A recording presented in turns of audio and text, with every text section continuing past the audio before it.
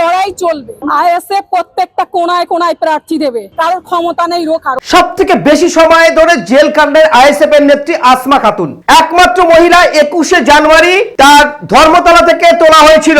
ঠিক তদ্রূপ ভাবে আজ আসমা হাইকোর্টে জামিন পেয়ে মুক্তি পেলেন। মুক্তি পাওয়ার পরে আইএসএফ এর পক্ষ থেকে হাজার হাজার মানুষ তাকে ফুল দিয়ে সংবর্ধিত করেন এবং আসমা বেরিয়ে বলেন, এ লড়াই জারি থাকবে।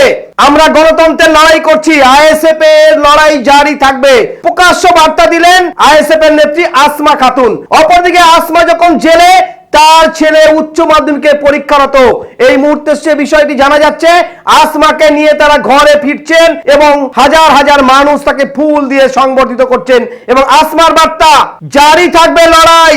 আমরা আইএসএফ করি, আইএসএফ করব এবং আইএসএফ এর লড়াই জারি থাকবে। জেল থেকে রিলিজ হলেন, কেমন মনে হচ্ছে?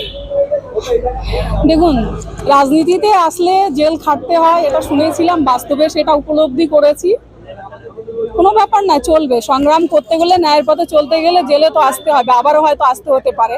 কারণ শাসক দল চাইছে সবসময় আমাদের কণ্ঠরোধ করতে, আর কণ্ঠরোধ করার সবচেয়ে ওদের কাছে ভালো পন্থা হচ্ছে জেলে পাঠানো, মিথ্যা কেস দিয়ে জেলে পাঠিয়ে দেওয়া, তার কণ্ঠকে রোধ করে দেওয়া।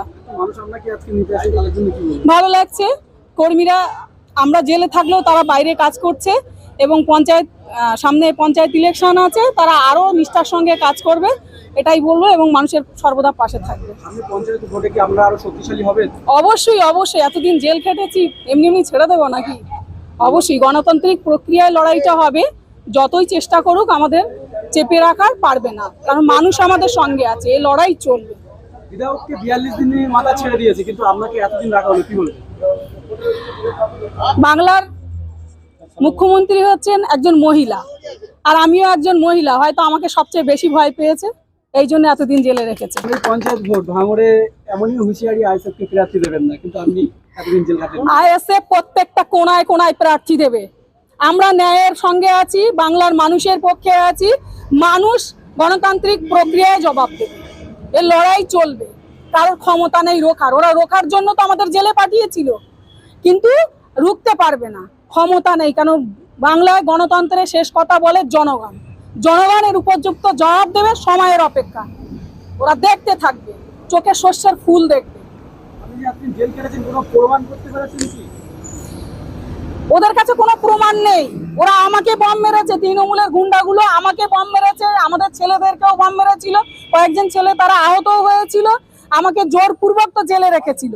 এখন কোনো প্রমাণ পাইনি বলে বেল দিয়েছে, হয়তো আমার একটু কষ্ট হয়েছে, কিন্তু দেশের মানুষের জন্য তো কষ্ট করতে হবে, নাহলে কি সবাই যদি জেল খাটার ভয় করতো, সবাই যদি জেলে বা অন্যায় যদি না প্রতিবাদ করতো, যদি আমাদের দেশ যারা স্বাধীনতা সংগ্রামী তারা যদি স্বাধীনতার জন্য লড়াই না করতো, তা এখনো তো আমরা পরাধীন থাকতাম।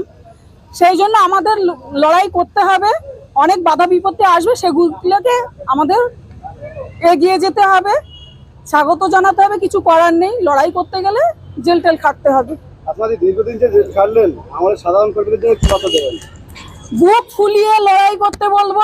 আমরা জেলে ছিলাম, কিন্তু তারা আমাদের জন্য লাগাতার লড়াই করেছে, তাদেরকে অসংখ্য ধন্যবাদ, অনেক অনেক শুভেচ্ছা, ধন্যবাদ জানাবো। এরকম সাহস নিয়ে দীর্ঘদিন আরো লড়াইটাকে আমাদের দৃঢ় করতে হবে, শক্তিশালী করতে হবে। আমাদের যে এই যে 2 মাসের মতো জেল খাটিয়েছে, এর জবাবটা ওরা যেন পেয়ে যায় পঞ্চায়েত ভোটের মাধ্যমে।